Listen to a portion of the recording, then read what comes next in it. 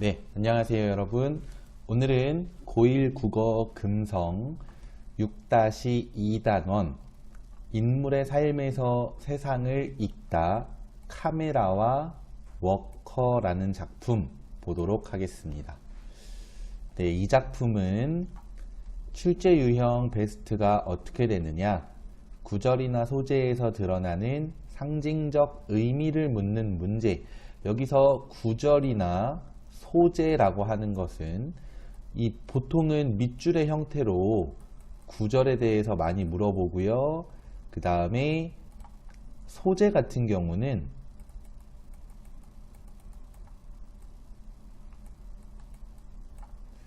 주관식 문제, 뭐 서술 형식으로 소재의 의미를 쓰는 문제가 있을 수도 있고요. 또는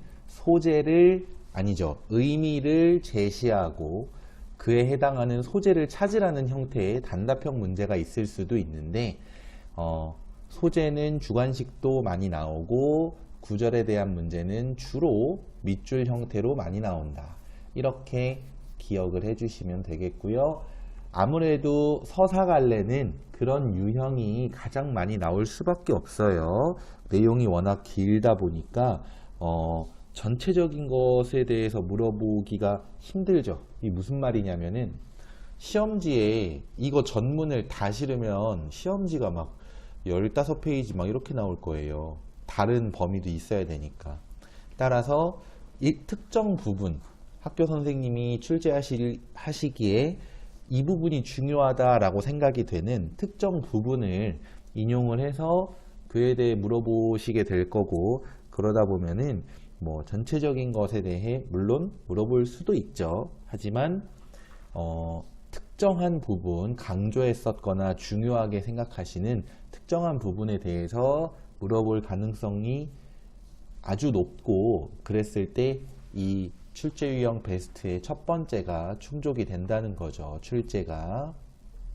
그 다음 두 번째는 서술상의 특징을 묻는 문제인데요.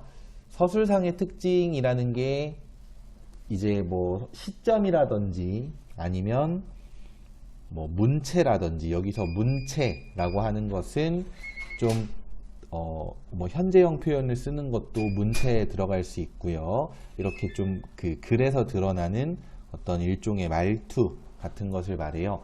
그런 것을 묻는 문제도 출제가 됐습니다. 그 다음에 어휘 같은 경우는 여러분들 교과서 보시면은 이제 왼쪽이나 오른쪽에 이렇게 추가 설명이 있는 뭐 보통 날개 부분이라고 하죠. 그 부분에 어휘의 의미가 풀이되어 있는 게 있는데, 그것도 보셔야 되고, 그 외에도 풀이가 안 되어 있지만 보다 보면 좀 모르겠는 그런 단어들이 있다 하면은 검색을 하시거나 사전을 활용해서 반드시 알아두셔야 될 것 같아요. 자, 그러면 이제 본문을 보는데 절대 다 읽을 수가 없어요. 읽기만 해도 30분 더 넘어가게 걸릴 겁니다, 분명히. 그래서 그 금색 글씨랑 보라색 글씨 중심으로 좀 보기로 할게요. 어떤 문제나 내용이 출제되었는지. 자, 우선 첫 번째가 나의 삶의 목표가 전쟁의 상처와 연관되어 있다. 이에 대한 문제가 이러한 선지가 옳은 선지로 나왔는데, 나의 삶의 목표가 그럼 뭐냐? 여기 보시면은 나는 조카 훈이가 기술을 배워 적당한 곳에 취직해서 안정된 삶을 살길 바란다 라고 하는데, 여기서 적당한 곳에 취직, 이것이 나의 삶의 목표예요. 적당한 곳에 취직. 본인이 취직하는 건 아니고 훈이가 취직하는 거. 그리고 그 이유가 뭐냐? 파란 글씨 보시면 전쟁의 경험으로 인해 내가 갖게 된 소망인데, 전쟁의 경험이라는 게 어떤 거냐면은 이제 먹고 사는 것에 대한 걱정을 해야 되는 그런 어떤 열악한 시기였겠죠, 전쟁이라면. 그래서 그것으로 인해서 이제 안정적이게 사는 것만 해도 정말 감사한 것이다 라는 생각이 강하게 든 거예요. 그래서 본인이 전쟁을 겪으면서, 여기서 본인은 훈이의 고모를 말합니다. 주인공이에요. 네, 전쟁을 겪으면서 당장 오늘 저녁에 먹을 거 막 피난 다니면서 먹고 살기 힘들잖아요. 그죠? 그런 거 걱정하고 살았던 것이 있기 때문에 이제 훈이는 그런 걱정 없이 안정적이게 살기만 해도 좋겠다. 이런 얘기를 이제 이런 소망을 가지게 된 거고, 선생님도 어렸을 때 이제 부모님한테 들었던 얘기가 선생님을 낳기도 전에 이제 신혼이실 때죠. 좋게 말하면. 근데 그때 너무 가난하셔서 진짜 월세 낼 돈이 없어서 다음 달에 어디 가서 살아야 되지를 걱정하신 적도 있으시대요. 그런 정도로 이제 뭐 어려웠던 시절이 있는데, 그래서 선생님한테 뭐 정말 막 다른 의도 없이 살려는 목적으로 빚을 좀 지더라도 집을, 작은 집도 좋으니 하나 네 걸 마련을 해놔라, 뭐 이런 얘기를 많이 하셨었어, 어렸을 때. 그래서 선생님도 이렇게 그 부모님이 겪으셨던 일로 인해서 선생님이 영향을 받은 게 있고, 지금 여기서도 이 고모가, 참고로 훈이의 부모님은 돌아가셨어요. 아쉽지만 오빠와 올케가 사망해서 고아가 된 훈이입니다. 그래서 이제 그 고모가 훈이의 마치 엄마나 아빠와 같은 역할을 해야 되는데, 하고 있는데, 이때 이제 전쟁으로 고생한 그 경험 때문에 안정적인 삶에 대한 집착, 뭐 이런 게 생기신 거죠. 훈이는 안정적이게 살길 바라는 거예요. 자, 그 다음에 아래로 내려가서 여기 보시면 나는 오빠의 뜻에 따라 훈이가 진로 선택을 한 것으로 오해하고 있다가 틀린 선지로 출제되었어 라고 하는데, 여기서 일단 훈이가 어떤 진로 선택을 했느냐 보시면은 나한테 아무 상의도 안 하고 문과를 택한 것. 네, 사실상 부모나 마찬가지인 고모, 그러니까 나예요. 이 작품에서는 나에게 아무런 상의 없이 문과를 간 것을 알게 되었고, 첫째로는 상의를 안 한 게 서운하고, 둘째로는 훈이의 아버지, 그러니까 나의 입장에서는 오빠죠, 오빠. 나의 오빠가 문과에 있었는데 그 오빠의 삶이 어땠냐. 그러니까 너무 고민이 많고 생각이 많고 철학적이기만 했나 봐요. 이 뒤에 그런 내용이 나옵니다. 그래서 훈이도 그렇게 클까봐 그래서 걱정을 좀 했고, 앞에서 나의 목표는 훈이의 안정적인 삶이야. 근데 문과를 가면은 안정적인 삶이 아니라 막 자꾸만 고민을 하게 되고, 먹고 사는 거에 대한 고민보다는 뭐 인간의 존재에 대한 고민이라든지 아니면은 뭐 바람직한 삶의 가치, 뭐 이런 것들이 무엇일까, 막 이런 고민을 많이 했나 봐요, 오빠가. 그래서 나의 어머니, 그러니까 훈이 입장에서는 할머니이기도 하죠. 할머니이죠. 할머니도 이런 걱정을 하고, 나도, 그러니까 훈이의 고모도 이런 걱정을 많이 했어요. 그래서 이제 훈이의 과를 결국은 바꿔버립니다. 조금 내려가 볼게요. 여기 바로 있습니다. 자, 나는 학교에 쫓아가 담임 선생님에게 애걸하여 이과로 바꾸도록 하였다. 이게 어떤 의미냐? 스스로 자신의 삶에 대해 선택하지 못하게 하는 행동. 그러니까 훈이는 문과를 가고 싶은 이유가 있겠죠. 근데 그런 것에 대한 어떤 물어보거나 대화하거나 그런 것도 없이 자기 마음대로 과를 바꿨어요. 그래서 여기 보시면 나와 훈이가 겪는 갈등과 관련하여 훈이가 스스로 선택하지 못하게 강요하는 그 나의 모습, 이에 대한 문제가 다수 출제가 되었습니다. 그렇기 때문에 결국은 이 소설의 중심 갈등이 뭐냐 하면은 나와 훈이이고요. 근데 여기서 나와 훈이가 갈등하는 이유가 뭐냐? 이런 행동 때문에 훈이랑 상의하지 않고 자기 멋대로 이렇게 행동하는, 그 강요하는 이런 것 때문이고, 이 나와 훈이의 갈등은요 조금 더 확장을 시켜보면은 이렇게 보실 수도 있어요. 나는 기성세대라고 해서, 뭐 그냥 기성세대는 쉽게 생각하면 30, 40대 이상의 어른들, 30대는 좀 그렇고 40대, 50대 이상의 어른들을 말하고, 훈이는 젊은 세대라서 보통 기성세대는 자신들이 살아온 삶의 경험을 가지고 다음 세대라고 할 수 있는 젊은 세대에게 이렇게 해야 된다, 저렇게 해야 된다 라는 어떤 훈수를 많이 두고 그게 좀 지나치면 이제 지금 이 작품의 내용처럼 강요가 돼요. 그래서 그런 그 나와 훈이의 그리고 상징적으로는 기성세대와 젊은 세대의 갈등이 이 작품에서는 많이 드러납니다. 자, 다음으로 내려가 볼게요. 다음은 이 부분을 한번 볼게요. 나는 오빠에 대해 쓸데없는 생각을 하며 바보짓을 하고 허풍 떤다는 추측을 했었다. 어디 나오냐면은 여기 이 빨간색 이거 괄호 잘 보셔야 돼요. 이런 거. 자, 이 부분에서는 문과 출신인 오빠가 어떤 삶을 살았는지가 어렴풋이 나와요. 오빠가 이렇게 살았어 라고 말하진 않지만 여기서 문과 출신인 훈이 아버지를 생각하면서 내가 하는 말이 예를 들면 이런 거. 오늘 고깃국을 먹었으면 내일 갈비찜 먹을 궁리를 하는 게 순서인데 여기서 고깃국은 뭐 물질적으로 작은 풍요를, 갈비찜은 큰 풍요를 의미해서 좀 잘 살아졌다 싶으면 더 잘 살 생각을 해야 되는데 내 이웃은 우거지국도 못 먹었는데 나만 고깃국을 먹었나 하는 생각. 네, 철학적인 생각이라고 딱 볼 수 있겠죠.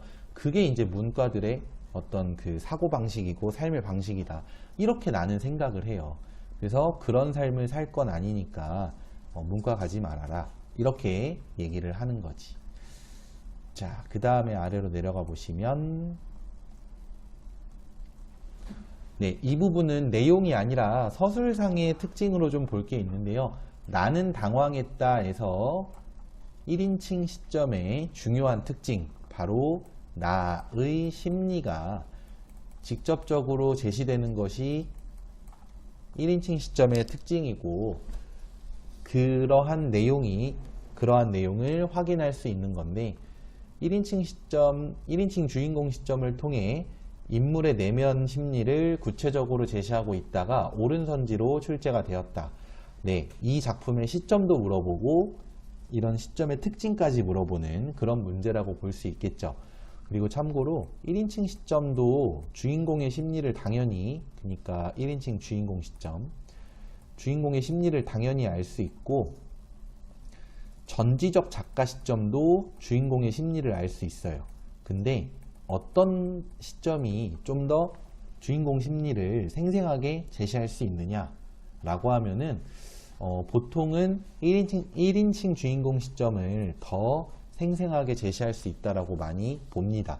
왜 그러냐면 이 경우는 주인공의 심리만 알 수 있죠. 근데 이 경우는 주인공 말고, 예를 들면 이 작품에서는 나 말고 훈이의 심리, 어머니의 심리도 완전히 알아서 제시할 수 있는 게 전지적 작가 시점이야. 그런데 1인칭 시점은 나의 심리만 알 수 있으니까 내 심리를 중심으로 섬세하게 구체적으로 묘사를 하겠죠. 그러다 보니까 1인칭 시점이 더 주인공의 심리를 뚜렷하게 드러내기에 용이하다. 뭐 이런 개념이 또 있어요. 알아두시고요. 그 다음에 내려가면은 내가 그렇게 과를 마음대로 바꿨는데 그 결과 어떻게 되느냐. 자, 형편없이 성적은 떨어지고 삼류대학 공대 토목과에 들어가는 그런 일이 벌어져 버려요.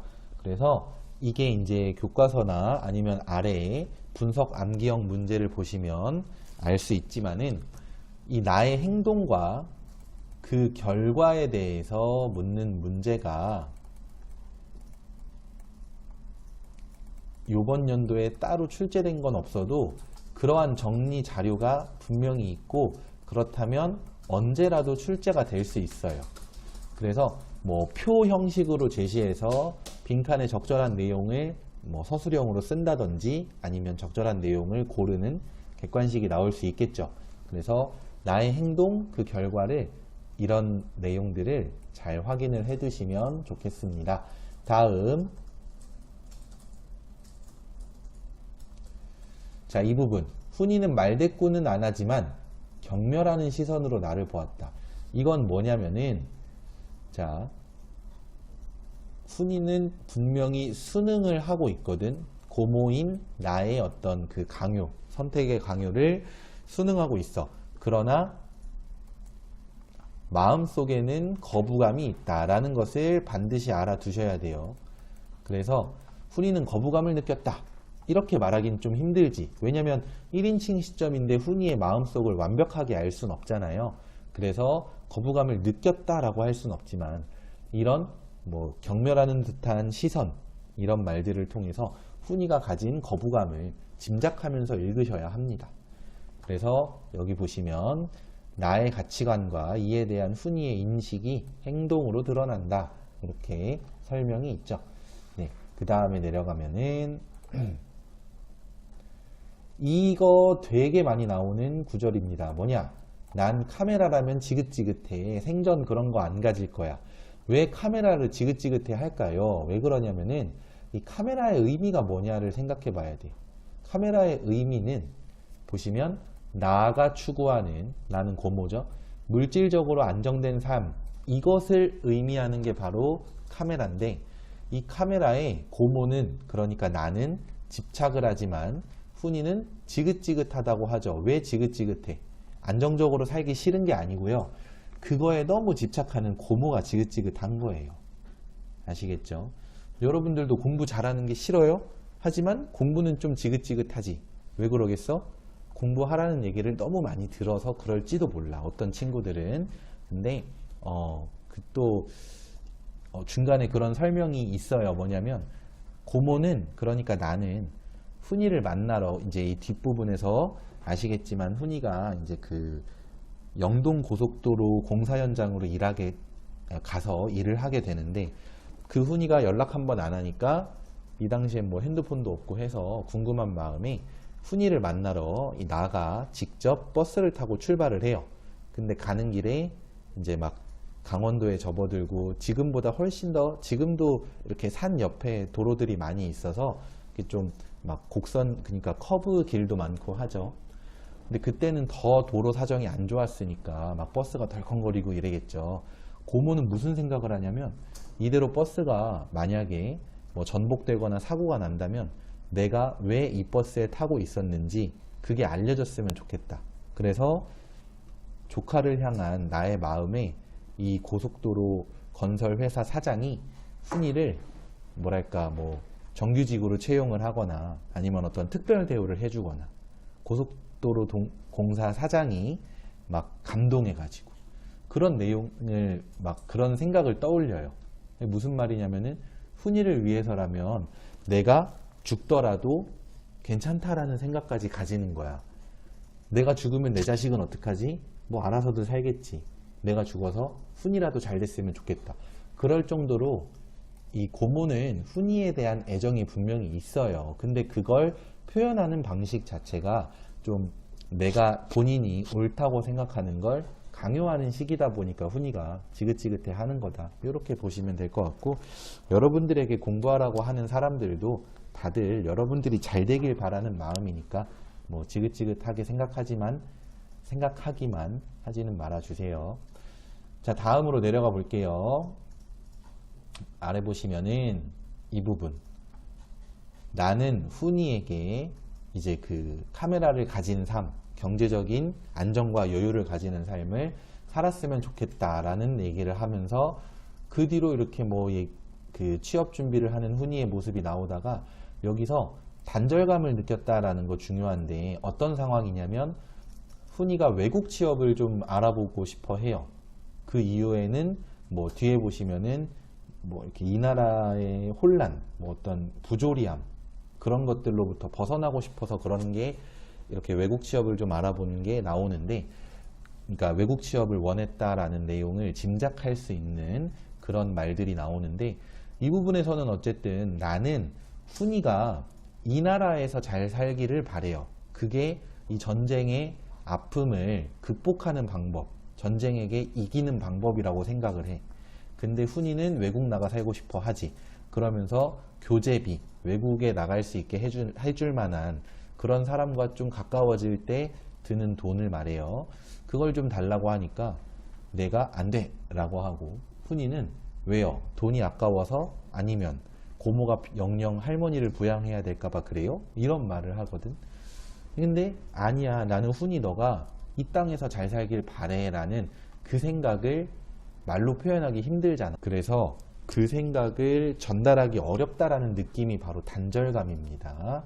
네, 그렇게 알아두시면 되겠고, 여기 정문과 뒷문, 이 취업에 있어서 정문이 뭐냐면 이력서 내고 면접 보는 거, 뒷문은 막 높은 사람한테 뭐 청탁이나 뇌물을 줘가지고 취업을 하는 것을 말하는데, 그런 내용이 또 여기 제시가 표현이 나와 있죠. 이에 대해서 물어보는 또 주관식 문제가 있었기 때문에 여러분들 이거 객관식으로 나왔을 때 맞출 만큼이 아니라 주관식으로 나왔을 때 쓸 수 있을 만큼 이런 좀 비유적인 표현들은 그 원래 의미를 알아두시면 좋겠습니다. 다음,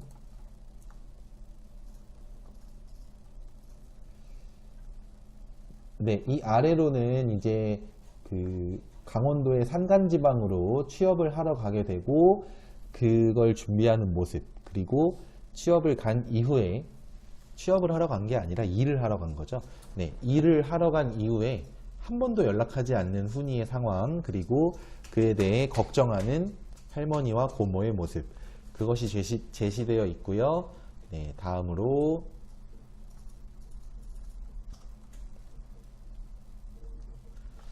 네, 드디어 나는 현장에 찾아가 보기로 결심했다. 현장에 찾아가 보는 거, 훈이를 만나러 가는 것을 말하겠죠. 현장에 간 이후의 상황을 바로 좀 볼게요. 이 아래의 내용은 보시는 대로 보라색 글씨나 금색 글씨가 거의 없죠. 그러니까 이게 근데 중요하지 않다라고 딱 말하기는 힘들고, 그보다는 올해에는 출제가 많이 안 됐다. 금년도에는. 그렇게 보시면 될 것 같고, 훈이를 만난 이후에 변해버린 훈이의 모습, 그런 부분들이 굉장히 많이 출제가 됐어요. 그래서 선생님들이 이 부분을 좀 중요하게 생각을 하셨었나 보다.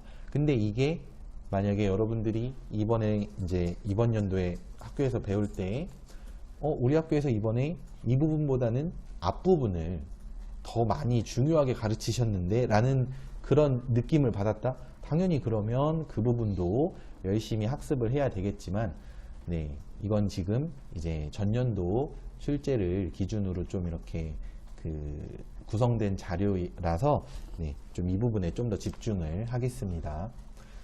자, 훈이를 결국은 뭐 어렵게 만났어요. 만났는데 이제 목에 그 수건 같은 거, 여기서는 목이 아니고 이렇게 뭐 허리춤에 차고 있던 수건을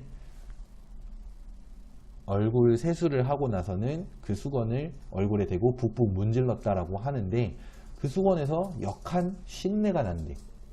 왜? 수건을 제대로 빨지 못하고, 아니면 땀을 너무너무 많이 흘렸는데 그게 곳에 이렇게 좀 신내를 풍기게 된 거일 수도 있겠죠. 굉장히 힘들게 살고 있는 고되고 열악한 삶의 모습을 후각적 이미지로 제시하고 있습니다.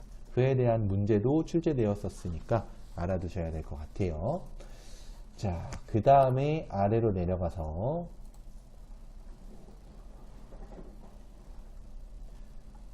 이 부분도 이제 많이 출제가 나오는데요. 여러분, 기똥차다라는 말 어떨 때 써요? 무언가가 대단하고 좋을 때 주로 많이 쓰죠. 뭐 기똥차게 맛있다, 기똥차게 잘 만들다, 이런 식으로 표현을 하는데, 여기에서는 이게 반어적으로 활용이 되었습니다. 뭐냐면은 회사 식당 밥은 먹을만 하니 기똥차지 아주 그냥, 여기 이렇게 말하는데, 그거 먹고 하루에 몇십 리씩 산골을 누비는 나도 기똥차지.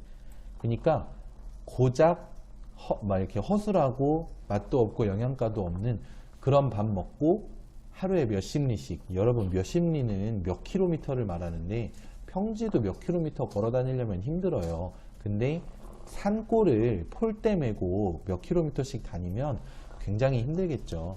그런 나도 기똥차고 라고 하는 거는 훈이가 밥도 제대로 못 먹는데 일은 또 더럽게 힘든가 봐. 그죠? 자, 그 다음에 이 부분, 여기 이렇게 괄호가 되어 있는 이 부분은 사람 부리는 솜씨 또한 기똥차게 악랄하다고 라고 하는데, 이런 기똥차게 악랄한 이런 회사의 그 어떤 착취, 이런 것들이 바로 훈이가 외국 취업을 알아봤던 이유를 짐작할 수 있게 하는 겁니다. 여기서 이제 우리나라 사람들은 막 이렇게 돈은 조금 주려고 그러고 일은 많이 시키려고 하는데 그 정도가 너무 심해 라는 생각을 하는 거고, 당시에는 이 공장들이나 뭐 이런 그 공사 현장들이 생겨나면서 사람들이 막 너도 나도 그런 곳으로 일하겠다고 떠났어요. 시골을 떠나서 도시로 왔어요. 그러다 보니까 뭐 생각해보면 돈을 좀 덜 준다고 해도 일하겠다는 사람은 많으니까 괜찮은데다가 일을 좀 더 많이 시키는 게, 만약에 난 힘들어서 이거 못 해먹겠다 하고 그만둔다 그러면 이게 회사가 아쉬울 게 없거든. 그래, 그러면 너 말고 딴 사람 쓰면 돼. 일할 사람 많아. 이런 식이었겠죠.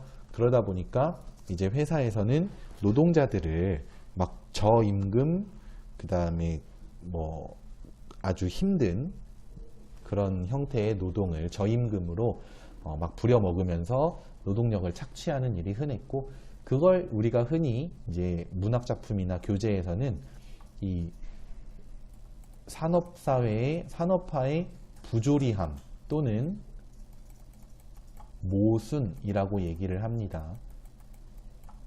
모순은 원래 앞뒤가 맞는 걸, 아니죠. 앞뒤가 맞지 않는 걸 모순이라고 하는데, 열심히 많이 일했으면 돈을 많이 주던지, 돈을 조금 주면 일을 좀 덜 시키던지 해야 되잖아요. 근데 돈은 많이 안 주면서 일은 많이 시키는 그런 모순이 있었다라는 거, 아니면 뭐 열심히 일한 사람들이 정당한 대우를 받지 못하는 모순이 있었다, 이렇게 생각을 하시면 되겠습니다.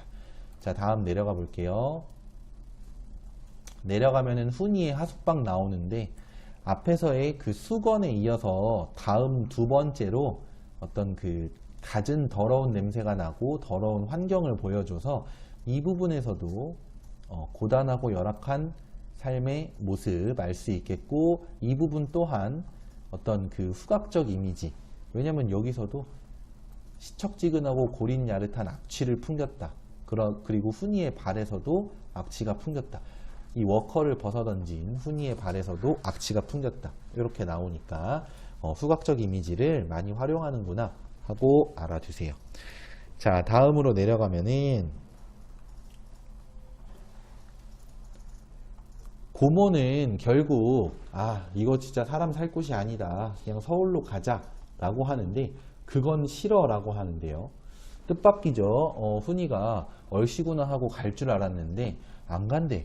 왜 그러냐면은 나는 더 비참해지고 싶어 라고 하면서 기술, 정직, 근면함이 안정적인 삶으로 이어질 것이며 안정적인 삶이 최고야 라고 생각했던 그러한 기성세대의 사고방식, 바로 고모와 같은 사람들의 이 사고방식에 대해서 자신이 얼마나 비참하게 사는지를 보여줘서 당신들이 틀렸다라는 걸 증명하고 싶다는 거예요. 여기 보시면 고모나 할머니가 철석같이 믿고 있는 것이 어떤 보상이 되는지를 고모나 할머니에게 보여주고 싶어 라고 말하는 훈이의 모습이 나오죠.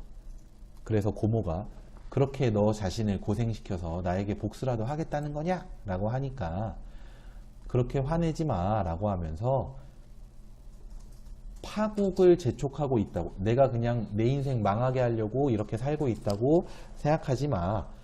나도 내 나름 최선의 일을 다하고 있고, 그러노라면 그렇게 하다 보면 고모의 계획대로 잘 풀릴지도 모르잖아. 나도 어느 정도는 그쪽도 원하고 있어. 그러니까 훈이는 막 내 인생 망칠 거야 이것도 아니고요. 그냥 고모가 하라는 대로 열심히 살아볼 건데, 그래서 잘 되면 잘 되는 대로 좋고, 잘 안 되면 이건 고모 탓인 거를 한번 알려주고 싶다라는, 그래서 이런 그 고된 삶이지만 계속 이 삶을 살아 나가겠다는 그런 어떤 모습을 보이고 있어요. 훈이가 좀 어떻게 보면 안 되기도 하고, 선생님은 이 부분을 좀 보면서 그래 뭐 인생 망해서 고모가 훈아 미안하다, 이게 다 나 때문이다 이렇게 사과를 할 수도 있겠지만, 한편으로는 그거보다는 그냥 훈이가 좀 잘 풀려서 열심히 산 보상을 좀 정당하게 받았으면 좋겠다라는 그런 생각을 또 많이 했습니다. 자, 그 다음에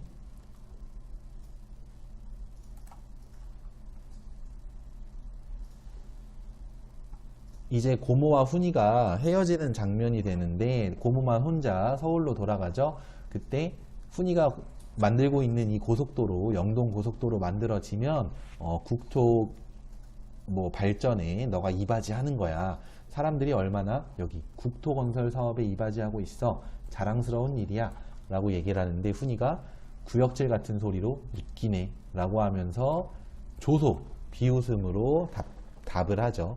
왜냐면 국토 발전에 이바지 웃기는 소리 하고 있는데 내가 지금 신내 나는 곳에서 죽어가고 있는데 이런 생각을 할 수 있겠지. 그러니까 이렇게 자랑스러운 일을 하고 있으면 자랑스러운 사람에 걸맞는 어떤 그래도 뭐 어느 정도 휴식도 좀 하고 그 다음에 뭐 정당하게 좀 그 월급을 받는다든지 그런 대우도 받고 그래야 되는데 그런 건 없으면서 그냥 좋은 의미 가치 부여만 하고 있다. 그래서 약간 여러분들한테 그런 거 월급 막 말도 안 되게 막 뭐 10만 원 주면서 너가 하는 일이 얼마나 훌륭한 일인지 아니? 이런 소리 하면 어떤 마음이겠어요? 아이고 웃기고 있네. 그렇게 훌륭한 일이면 월급이나 많이 주지. 이런 생각 할 수도 있잖아요. 그 훈이가 지금 약간 그런 심리인 것 같아요. 자, 그 다음 내려가 볼까요? 자, 이 부분 훈이한테 버스에 나는 올라타고 훈이한테 돌아가 라고 했는데 훈이는 그 자리에 워커의 뿔이라도 내린 듯 꼼짝 않고 서 있대요. 왜? 자기가 얼마나 지금 이 지저분한 몰골로 있는지를 똑똑히 봐더라. 이게 당신이 나에게 강요한 선택의 결과다. 이걸 보여주려는 거죠. 훈이도 참 무서운 놈이에요. 자, 그리고 나서 돌아가면서 하는 생각은 아름다운 고장이다. 이 땅 어디고 아름답지 않은 곳이 있으랴. 우리나라는 참 아름다워 라는 얘기인데 얼마나 뿌리 내리기 힘든 고장인가 라고 해. 여기서 중요한 거 뿌리 내린다 라는 게 무슨 말이야? 안정된 직업을 얻어서 안정적으로 살아가는 거. 고장은 뭐야? 우리나라. 그러니까 당시에 아름다운 자연 풍경을 보면서 반대로 먹고 살기는 아름답지 않은 먹고 살기가 힘든 우리나라의 상황을 이렇게 자연과 대조해서 드러내고 있다는 거. 이것도 굉장히 많이 나왔어요. 여기 보시면은 구절에 대한 이해를 묻는 문제에서 빠지지 않고 표시되었던 부분, 뭐 밑줄 친 기억에서 미음 이런 문제 있죠. 그 문제에서 항상 하나씩은 하나의 기호는 차지했던 구절이 바로 이 부분이에요. 잘 알아두시면 좋겠고 이에 대한 해석도 반드시 암기, 학습과 암기를 해주세요. 자, 그러면서 나는 마지막에 후회라기보다는 혼란. 훈이가 다시 애기 젖먹이 때로 되돌아가면 훈이를 이렇게 키우지 말아야겠다. 먹고 살기 힘든 이 나라에서 이렇게 안정적인 삶을 강요하며 키우지 말아야겠다. 라는 생각을 하는 게 아니에요. 후회라기보다는 혼란. 아니 안정적인 삶이 최고가 맞는데 전쟁을 경험해보고 나니까 분명히 안정적인 삶이 최고인 게 맞는데 근데 그걸 추구한 결과 지금 훈이는 너무도 비참한 삶을 살고 있어. 이 썩은 발냄새가 나는 워커로 상징되는 비참한 삶을 살고 있다는 거야. 그럼 훈이를 어떻게 키웠어야 되는 거지? 라는 혼란을 지금 느끼고 있는 겁니다. 네. 카메라의 삶을 살게 하고 싶었는데 여유로운 삶을 살게 하고 싶었는데 그것이 오히려 워커의 삶이 되어버렸고 비참한 삶의 모습으로 지금 훈이에게 드러나 있다. 이렇게 보시면 되겠습니다. 아시겠죠? 자, 그러면 이제 문제 한번 보도록 할까요? 네, 여러분 그 문제 보기 전에 이 구렁텅텅 신선비라고 하는 그 또 적용마당 지문이 있죠. 이거에 대해서는 딱 금색 글씨만 간략하게 보고 넘어갈게요. 이 작품은 일단 그 설화라고 하는 겁니다. 자, 그래서 이 설화 또는 민담이라고 하는 갈래에 대해서 잘 학습을 해 두셔야 되겠고요. 전해지는 이야기, 뭐 그 다음에 좀 비현실적인 내용을 포함하는 이야기라는 거. 그리고 내용적으로는 사실 단순해요. 어떤 할머니가 구렁이 낳고 구렁이가 이제 알고 보니 멋진 선비였는데 그걸 알아본 부잣집 막내딸과 결혼을 해서 부잣집 막내딸이 이제 구렁덩덩 신선비님이네요 막 이러면서 좋아서 결혼을 하고, 결혼한 날 밤에 구렁이에서 사람으로 바뀌어요. 멋있는 사람으로. 그랬다가 이제 언니들 때문에, 언니들이 질투해서 남편이 막 자신의 구렁이 시절의 허물을 잘 간직하랬는데 언니들이 그거를 몰래 그냥 태워버리거든. 그래서 선비는 떠나고, 그래서 막내딸은 다시 자기 남편을 찾으러 떠났다가, 네, 그 선비가 고세, 또 새 신부를 얻기 직전의 상황이었거든. 그래서 이제 그 새 신부와 막내딸이 어떤 시합을 벌여요. 뭐 옷 만들기, 뭐 어떤 거 만들기, 막 이런 그런 시합을 벌여서 결국은 막내딸이랑 구렁덩덩 신선비님이 다시 결혼을 하게 되고 행복하게 잘 살았답니다. 이런 내용이에요. 여기서 알 수 있는 건 일단은 설화의 중요한 어떤 그 설화나 민담의 갈래상의 특징도 알아야 되고, 또 하나는 구렁이에서 사람으로 변하는 그런 걸 보면서 사랑을 받으면 누구나 멋있어질 수 있다. 그리고 그 구렁이 아니죠. 언니들의 행동에서 알 수 있는 건 사랑이나 아니면 삶에서 어떤 주변에 질투하는 사람들을 조심하자. 이거 알 수 있고요. 마지막으로 마지막은 아니고요. 그 약속을 어겨서 구렁덩덩 신선비가 떠나는 모습에서는 약속을 중시했던 당시 사회의 모습, 지금도 중시하고 당대에도 중시했었구나 알 수 있겠고, 그리고 또 가끔, 항상 그렇진 않겠지만 때에 따라 사랑을 쟁취하기 위해서는 어떤 시합과 투쟁이 있을 수 있다. 누군가와의 대결이 있을 수 있다. 라는 것도 작품에서 내용으로 확인할 수 있습니다. 네, 자세한 거는 이 자료를 활용해서 꼭 꼼꼼하게 한번 읽어봐 주시고요. 그러면 이제 문제 한번 풀어볼게요.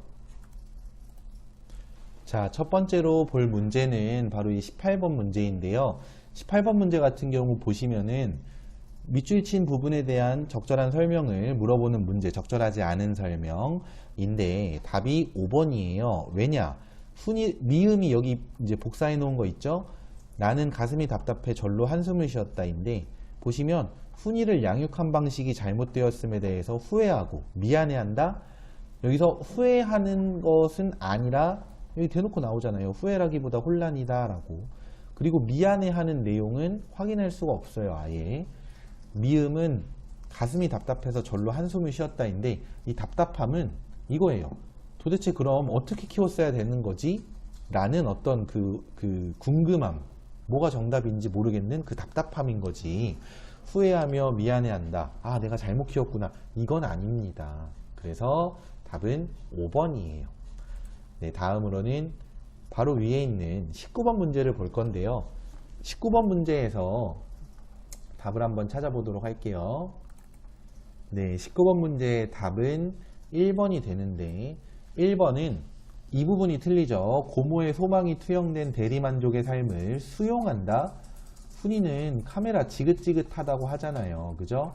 그러니까 수용한다라고 보기 힘들어요. 그냥 어쩔 수 없이 순응하기는 하죠. 따르기는 하는데 이것을 수용했다라고 보기 힘들기 때문에 답은 1번이고, 이 문제는 여러분들이 잘 보시면 좋은 건 나머지 것들, 이 카메라와 워커의 의미를 제대로 보여주는 나머지 것들을 잘 알아두세요. 간단하게 말해 카메라는 물질적인 안정을 통해 여가를 즐기기도 하는 삶, 이것을 의미하고요. 워커는 치열한 환경, 비정규적인 것을 상징합니다. 그래서 고모는 안정적인 삶을 살길 바라고 그렇게 살려고 했지만, 살으라고 했지만, 현실에서는 이제 워커의 삶, 그러니까 치열하고 고되고 열악한 삶을 사는 훈이의 모습을 확인해 볼 수 있었어요. 자, 그 다음에는 어떤 걸 볼 거냐면 서술형 문제를 좀 보려고 하는데, 자, 서술형으로 내려가 볼까요? 서술형 문제에서는 이렇게 카메라는 기성세대가 청년세대에게 기대하는 안정된 삶이라고 하면 제목의 의미가 어떤 것이냐를 서술하라는 문제가 나왔는데, 이런 류의 문제가 많이 나와요. 그래서 사실은 결국은 제목이고 중심 소재니까 가장 중요한 거 당연히 맞죠. 그래서 그에 대해 물어보는 문제가 많이 나왔구나 알아두시고, 답이 뭘까 한번 생각해 보면은 이런 말들이 들어가야 된다는 게 이게 까다로운 조건이 아니라 사실은 정답에 대한 힌트입니다. 그래서 문제에서 말하는 것처럼 카메라는 기성세대가 청년세대에게 기대하는 안정적인 삶을 의미하지만 워커는 현실에서 청년세대가 겪는 좌절을 의미한다. 이런 식으로 써볼 수 있겠죠. 그러니까 카메라를 가지고 좀 즐기며 살 수 있는 삶을 살아라 라고 했는데, 현실은 그렇지가 못해서 워커로 상징되는 그런 어떤 좌절의 모습, 좌절의 삶의 형태, 이것을 이제 살고 있는, 그러니까 청년 세대들도 약간 어떻게 보면 좀 안타깝죠, 많이. 그리고 사실 그건 오늘날에까지 이어지고 있어요. 기성세대들은 너희들 잘 살려면 이렇게 해야 돼, 이거 하지 말고 저거 해야 돼, 막 이런 얘기들 많이 하고, 또 청년 세대들도 잘 살기가 싫은 게 아니라 그렇게 해도 별로 좀 희망적이지가 않아 보여. 예를 들면 최근에는 갑자기 집값이 너무 올라서 엄마 아빠한테 물려받을 게 없는, 소위 말해서 금수저가 아니라고 할 수 있는 나는, 본인은 이제 나중에 커서 내가 발 뻗고 잘 집 하나도 구하기 힘들겠다, 막 이런 생각도 들 수 있는 거고, 그죠? 그래서 이제 청년 세대와 기성 세대의 갈등은 오늘날에도 계속 있어요. 그 갈등의 원인이 조금 다를 순 있지만 비슷한 어떤 구도, 기성세대와 청년세대의 갈등 구도, 이것은 오늘날에도 있어서 또 오늘날에 다시 한번 읽어봐도 이렇게 공감이 될 만한 소설, 카메라와 워커였습니다. 네, 그러면 오늘 수업은 여기까지 하기로 하고요. 네, 지금까지 학습에 활용된 모든 자료는 나무아카데미 홈페이지에서 확인하실 수 있습니다. 감사합니다.